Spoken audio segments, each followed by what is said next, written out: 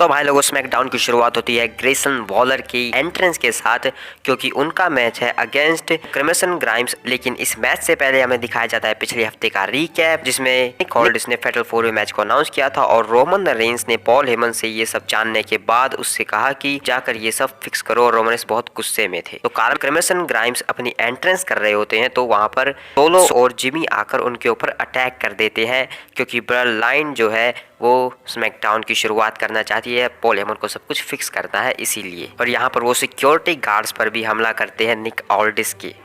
उसके बाद वो रिंग के अंदर जा रहे होते हैं, तो वहाँ पर ऑस्टिन थ्यूरी और ग्रेसन वॉलर खड़े होते हैं और वो तो डर कर भाई भाग जाते हैं। कहते हैं हम तो एक्नॉलेज करते हैं आपको, तो वहाँ से निकल जाते हैं डर कर द ब्लड लाइन से। उसके बाद पॉल हेमन कहते हैं कि तुम लोगों को यहाँ पर कोई गलत फहमी है, शायद यहाँ पर कोई गलत फहमी है। हम बुरे लोग नहीं है, सोलो जिमी बुरे नहीं है और मैं तो बिल्कुल भी बुरा नहीं हूँ। अगर यहाँ पर कोई एक बुरा बंदा है तो वो ये है निक ऑल्डिस। और तभी निक ऑल्डिस जो है पॉल हेमन से माइक छीन लेते हैं और सोलो जो है अटैक करने जाते हैं निक ऑल्डिस पर, लेकिन पॉल हेमन रोक लेते हैं।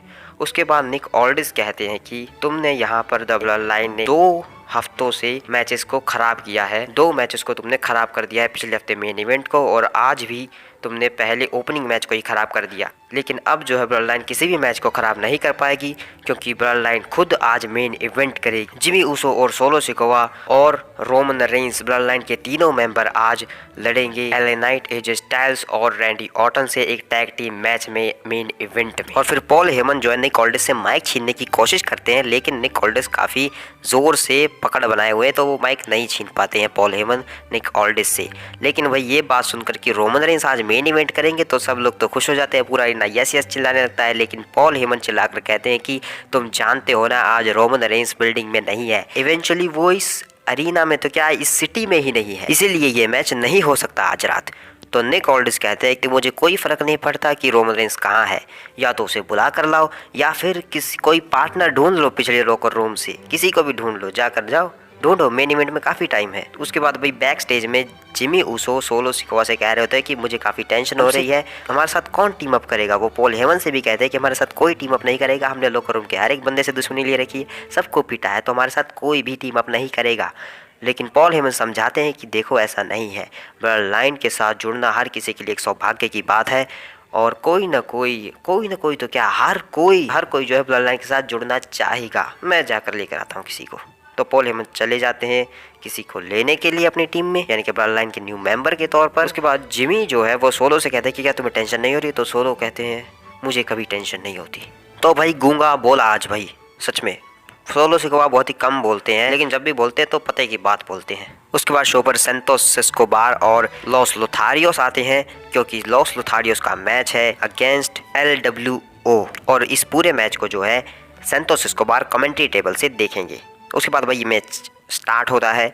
मैच भाई स्लो पेस पर स्टार्ट होता है, कुछ ज़्यादा स्टार्ट में मज़ा नहीं आता है, लेकिन जैसे जैसे मैच आगे बढ़ता है तो काफ़ी बढ़िया हाई फ्लाइंग एक्शन हमें देखने को मिल जाता है और हुम्बार्टो की तरफ से एक बढ़िया परफॉर्मेंस हमें देखने को मिलती है, हुम्बार्टो कार्लो की तरफ से। तो भाई देखते हैं इनका तो फ्यूचर क्या होगा। लेकिन जब ये मैच चल रहा होता है तो सब लोग ढेर पड़े होते हैं नीचे, तभी एक रिटर्न होता है। कार्लिटो जो है वापस आ जाते हैं और कार्लिटो सेंटोस एस्कोबार के ऊपर अटैक करते हैं और सेंटोस को पीट कर अरीना से बाहर ले जाते हैं। और ये देखकर एंजल गार्जा जो जिनके पास टैग था, एंजल गार्जा देखकर इस चीज को शॉक हो जाते हैं कि ये सब क्या हो रहा है। तो LWO के मेंबर इस चीज का फायदा उठाकर जीतने की कोशिश करते हैं, लेकिन एंजल गार्जा रिवर्स पिन कर लेते हैं, वो भी एक डर्टी पिन रोप्स का सहारा लेकर एंजल गार्जा इस मैच को जीत जाते हैं। देन बैक स्टेज जा रहे होते हैं कार्लिटो, तो वहां पर पॉल हेमन आ जाते हैं और कार्लिटो मेरे दोस्त, तो वो उसे थोड़ा सा समझाने बुझाने की लुभावने की कोशिश करते हैं कार्लिटो को कि तुम हमारी टीम में आ जाओ, आज हमें एक मेंबर की जरूरत है ब्लड लाइन में, क्यों ना तुम हमारे साथ आज जुड़ जाओ। तो कार्लिटो कहते हैं देखो मैं जुड़ता, लेकिन मेरे पास काफी टाइम है तो मैं अभी जाता हूँ। और वो सेब भी लेकर चले जाते हैं भाई जो पॉल हेमन लेकर आए थे। तो पॉल हेमन चिल्लाकर कहते हैं वो सेब नहीं था, वो कोई गिफ्ट नहीं था, वो एक डील थी, और तुम उसे ले गए हो। तो भाई पॉल हेमन तो बहुत परेशान है कि कौन किसको जोड़ेंगे आज वो। लेकिन तभी लोगन पॉल आते हैं स्क्रीन पर और कहते हैं कि मैं आज स्मैकडाउन पर नहीं हूँ और केविन ओवेंस तुमने जो मेरे ऊपर वार किया था मैं उसे भूला नहीं हूँ।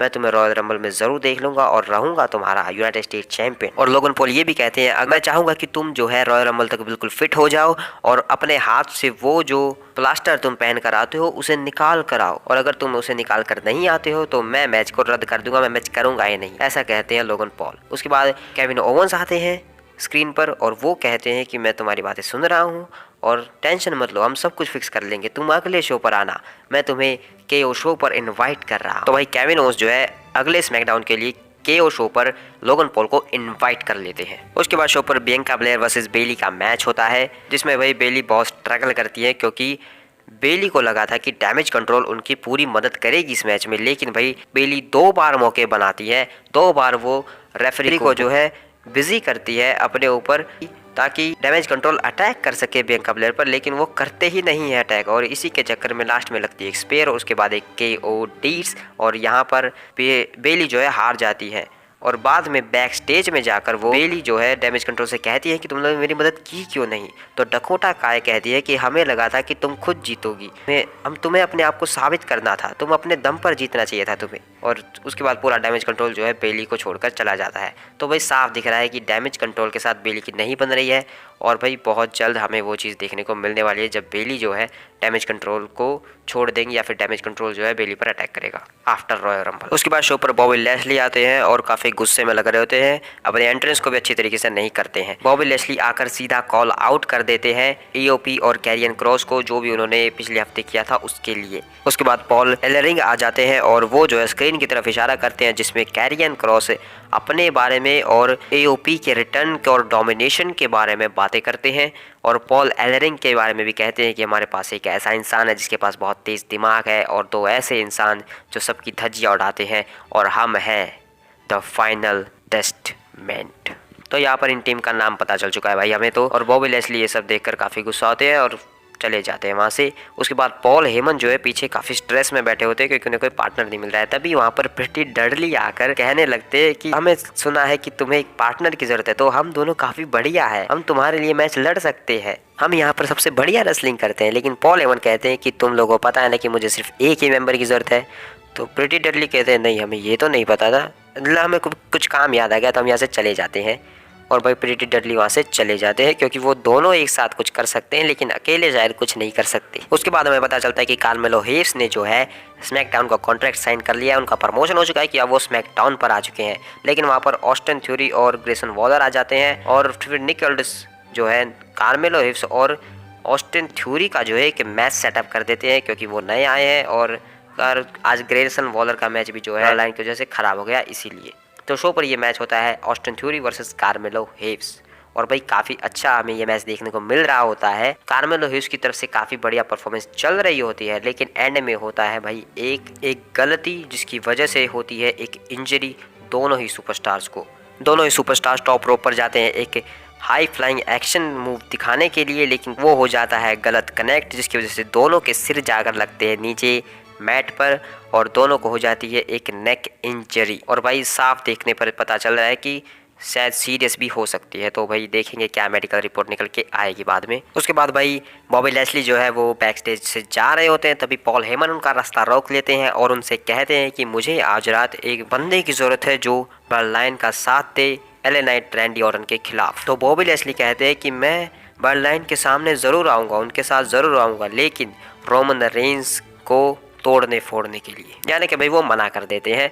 उसके बाद पॉल हेमन जाते हैं जिमी और सोलो के पास और जिमी काफ़ी खुश मिजाज तरीके से कहते हैं कि आ गया, तो आखिरकार तुमने उस बंदे को ढूंढ ही लिया होगा जो हमारे साथ आज टीम अप करेगा सोलो और जिमी के साथ द ब्लड लाइन में एक नया मेंबर। हाँ, तो पॉल हेमन कहते हैं कि देखो ब्लड लाइन में किसी नए मेंबर की जरूरत नहीं है, मैंने पूरे लोकर रूम को छान मारा लेकिन उसमें से कोई भी इस लायक नहीं है कि वो ब्लड लाइन के साथ जुड़ सके, इसलिए मुझे भरोसा है तुम पर और सोलो पर, हम अकेले ही ये सब कर सकते हैं, तो जाओ और जाकर उनकी धज्जियां उड़ा दो। तो जिमी उसको कहते हैं कि देखो मुझे काफ़ी टेंशन हो रही है, तुम्हें टेंशन लेने की जरूरत नहीं है। सोलो क्या तुम्हें टेंशन हो रही है? तो सोलो वहाँ से ना बोलकर सीधे सीधे चले जाते हैं और जिमी कहते हैं कि अगर सोलो को टेंशन नहीं तो मुझे टेंशन नहीं है, नो ईट। उसके बाद रैंडी ऑर्टन जो है एंट्रेंस कर रहे होते हैं क्योंकि मेन इवेंट का टाइम हो चुका है, लेकिन सोलो और जिमी जो है आकर रैंडी ऑर्टन के ऊपर अटैक कर देते हैं और उसी के साथ जो है रैंडी ऑर्टन इस मैच से हो जाते हैं बाहर। तो भाई इसलिए सोलो को टेंशन नहीं थी क्योंकि उसे पता है उसे क्या करना है। उसके बाद भाई ये मैच जो है AJ Styles LA night versus Jimmy and solo के बीच एक टैग टीम मैच के तौर पर स्टार्ट होता है। लेकिन भाई मैच स्टार्ट होने से पहले एलए नाइट और एजे स्टाइल के बीच काफ़ी बहस हो जाती है कि पहले मैं जाऊंगा, नहीं पहले मैं जाऊंगा। लेकिन जिमी आकर अटैक कर देते हैं तो एलए नाइट और जिमी ऊसो के बीच ये मैच स्टार्ट हो जाता है। उसके बाद हमें थोड़ी सी केमिस्ट्री देखने को मिलती है एजे स्टाइल्स और एलए नाइट के बीच, बस थोड़ी देर के लिए ही, और मैच जो है काफ़ी इंटरेस्टिंग चल रहा होता है। लेकिन फिर एक टाइम आता है जब एजे स्टाइल्स जो है नीचे पड़े होते हैं और उन्हें टैग की ज़रूरत होती है, तो एलए नाइट को टैग देने के लिए जाते हैं। लेकिन एलए नाइट जो है सोलो सिकोआ के ऊपर अटैक कर देते हैं जिस वजह से वो टैग नहीं ले पाते हैं। उसके बाद जब दोबारा एलए नाइट टैग मांगने के लिए आते हैं तो एजे स्टाइल टैग ही नहीं देते हैं। तभी जिमी उसको पीछे से आकर सुपर किक लगाते हैं जो कि एजे स्टाइल्स वहाँ से हट जाते हैं, तो वो सुपर किक लग जाती है एलए नाइट को। उसके बाद एजे स्टाइल्स और जिमी ऊसो आपस में जो है कोलाइड हो जाते हैं जिस वजह से सब नीचे पड़े हुए हैं। तो जिमी ऊसो जो है सोलो को टैग देने के लिए जाते हैं, लेकिन तभी थीम सॉन्ग प्ले होता है रैंडी ऑर्टन का, और रैंडी ऑर्टन जो है वापस आ जाते हैं, dad is back, and Randy Orton आकर लेते हैं टैग एजे स्टाइल से। उसके बाद आकर वो बजा देते हैं जिमी ऊसो को और सोलो को भी बजा देते हैं जिस वजह से सोलो मैच से बाहर हो जाते हैं। और फिर रैंडी ऑर्टन लगाते हैं एक विंटेज DDT, उसके बाद एक RKO और मैच को पिन करके कर देते हैं ख़त्म, और रैंडी ऑर्टन अपनी टीम के लिए इस मैच को जीत जाते हैं। उसके बाद रैंडी ऑर्टन जैसे ही खड़े होने लगते हैं तो पीछे से सोलो सिकोआ आकर जो है रैंडी ऑर्टन पर अटैक कर देते हैं, और उसके बाद एजे स्टाइल्स सीधा फिनोमिनल 4 आर्म लगा देते हैं सोलो सिकोआ को। उसके बाद भाई एलए नाइट भी आ जाते हैं और वो लगा देते हैं BFT सोलो सिकोआ को।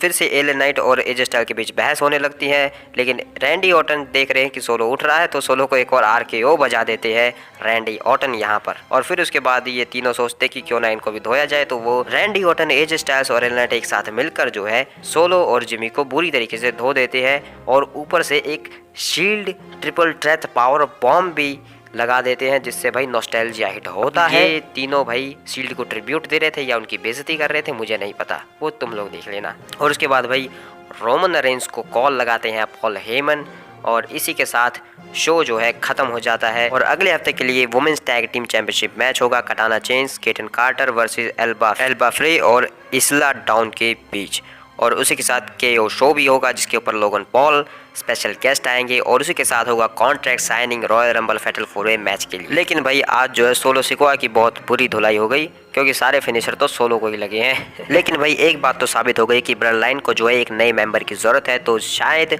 वो हमें रॉयल रंबल में शायद देखने को मिलने वाला है, एक नया member for the blood line जो कि मदद करेगा रोमन रेंस को इस मैच को जीतने के लिए। उसके बारे में हम शॉकिंग एंडिंग में ज़रूर बात करेंगे। खैर मिलते हैं किसी और वीडियो में, तब तक के लिए बाय बाय।